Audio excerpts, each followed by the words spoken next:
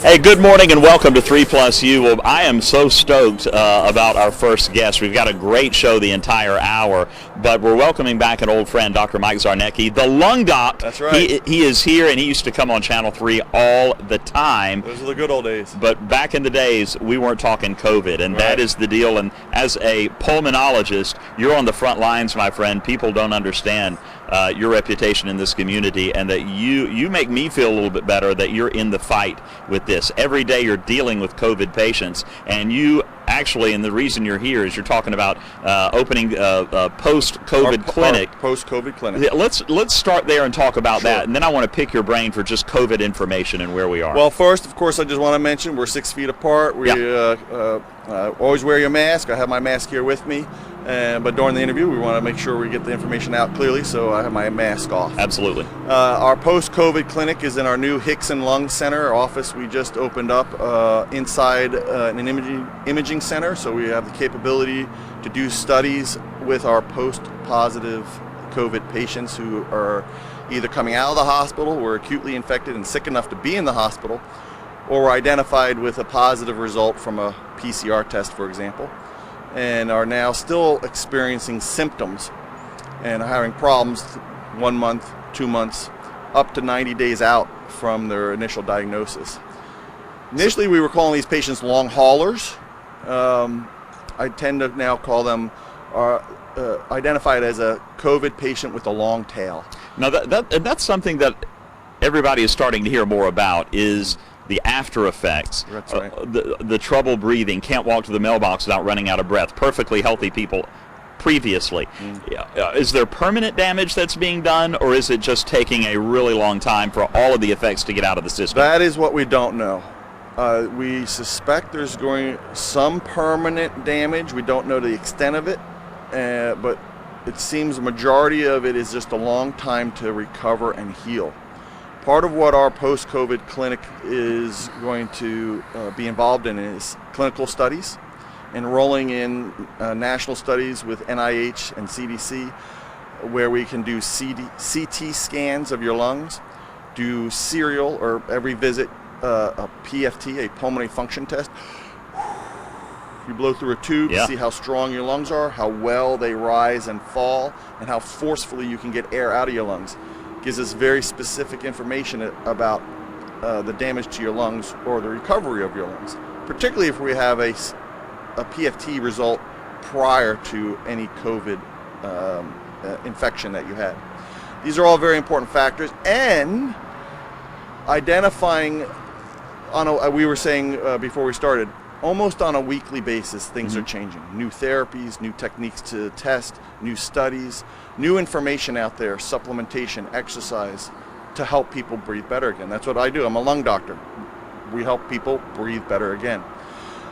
We want to bring those therapies as soon as they're available, or even if they're in conversation, to the community, particularly our community in our area here, to our patients that are still experiencing these post-COVID tail symptoms. And is there truth if you've had it once, even though you may still have some post-COVID symptoms, you're not going to get it again? That is not true. That is not true. Not true.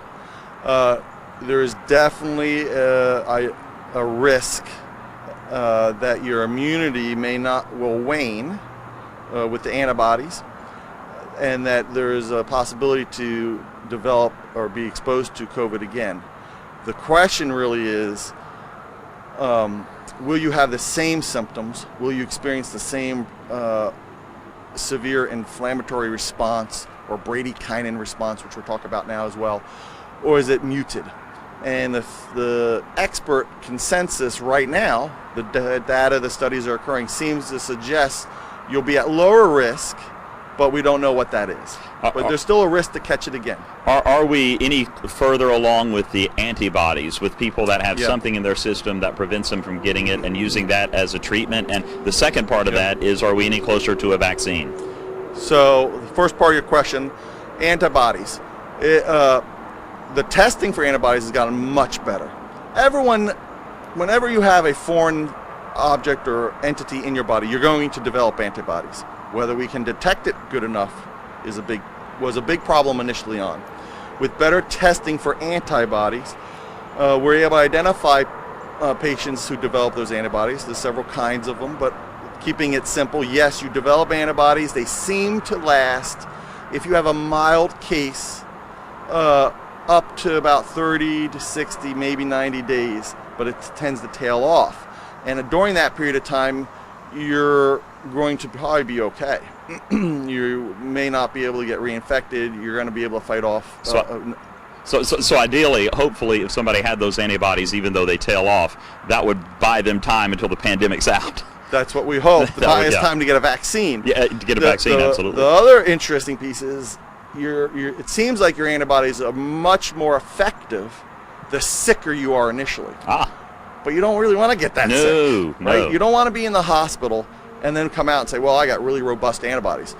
You'd rather just be at home and have really strong antibodies. But it doesn't seem to work that way. So I know that you were saying, and we were talking about it on the morning show this morning, how the numbers in Hamilton County seem to be starting to trend down a little bit. That's great. We still need to be careful. What can people do in terms of prevention from getting COVID? Is there anything you can do? And after you get it, what are some treatments that you can immediately start doing even before you get diagnosed, go to a doctor? What can you do? I answer that in terms of one, the vaccines I think are going to be the long-term solution. They're in the pipeline. We are tracking it. Hopefully, ideally, October, November, December, something will be available. Whether you can get that first shot or not before the end of the year or next year, we don't know. Depends on really the logistics of it all. Secondary prevention, obviously, wear your mask, stay 6 feet away from people.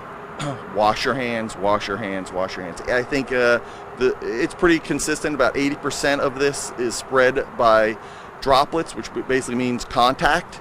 So that's what I've heard. I've heard that the two ways, from the breathing and then from the touching and touching your face. Yeah. I've heard it's, and this is anecdotal, so correct me on this. I've heard that it's touching a surface then touching your face where you're primarily going to get it. Is that? I think that's an accurate statement. You come out here, and if there's a moist table, and I just happen to cough, and droplets fall down, land on that table, and it's moist, and you touch it, and then you go rub your eyes, and I happen to be infectious, and depending on the viral load or the amount of RNA of the COVID in that droplet will determine how infected you may get. And Dr. Mike, real quick, we're just about out of time. Talk about the vitamin D. Yeah, so vitamin D, part of a post-COVID clinic is talking about therapies we can use for patients for secondary prevention in terms of vitamin D supplementation, vitamin C supplementation, using your mask, washing your hands, don't touch your face, and then all the tests that we're doing. Vitamin D seems to be a great, is necessary to support your immune system and boost it. So both for our post-COVID patients, we want to do vitamin D supplementation, and for patients who are concerned about catching it or are at risk at exposure, using vitamin C, vitamin D supplementation. So we should start, even if you don't have COVID at all, that's something you should be taking under vitamin D or vitamin the C? supervision of a physician, because certainly you could overdo it and have toxic effects. So we always want to do it in a controlled environment with your doctor. And real quick, Dr. Mike, if you could let people know if they want to get more information on the post-COVID studies that you guys are doing, how can they get in touch with you? Post-COVID clinic is opening up at the end of the month. We're finalizing some UV lighting, closed environment, safe for our staff, safe for our patients. It's going to be in our Hickson Lung Center. Go to www.thelungdocs.com or call 423-710-3864 or just search for Dr. Mike the Lung Doc. Great information. And Doctor, thank you. Every day he is dealing with COVID patients and helping got a family, you to breathe better again. It's a good thing. Doctor, thank you. We're back more 3+U right after this. There's a creepy problem crawling through parts of our area: roaches. People in one part of the area are seeing even more than usual, all because of one event 4 months ago. The reason behind their increased efforts to get into your home.